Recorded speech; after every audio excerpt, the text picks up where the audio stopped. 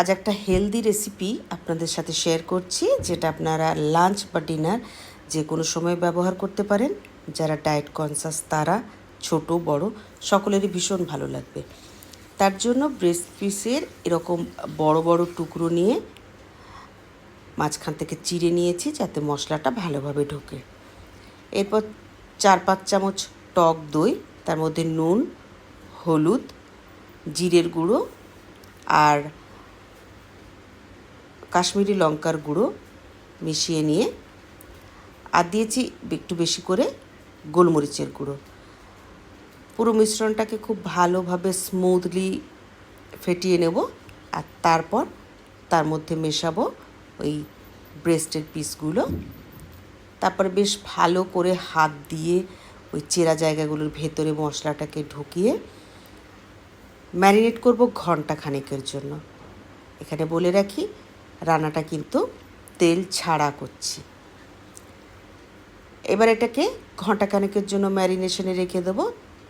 তারপর একটা ছোট্ট পেঁয়াজ, অল্প একটু আদা, রসুন, কাঁচা লঙ্কা আর বেশ খানিকটা ধনেপাতা বেটে নিয়ে তার মধ্যে দিয়ে দিলাম, যাতে বেশ ভালো একটা ফ্লেভার আসে।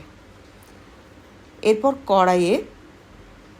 কড়াইটাকে জাস্ট একটু গরম করে এই মিশ্রণটার মধ্যে দিয়ে দেবো।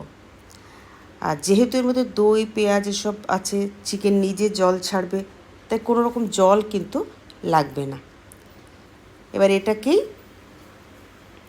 আস্তে আস্তে জল শুকনো অবধি ভালোভাবে বানিয়ে নিতে হবে।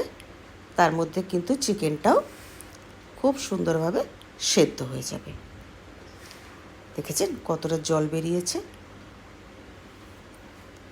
আর নেহাতি যদি আপনাদের জল লাগে, তাহলে এক্ষেত্রে অল্প একটু গরম জল ইউজ করতে পারেন।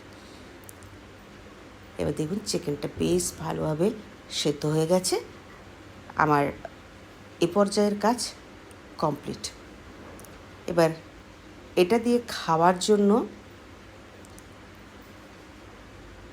ভাত বানিয়েছি, জাস্ট প্লেন ভাত।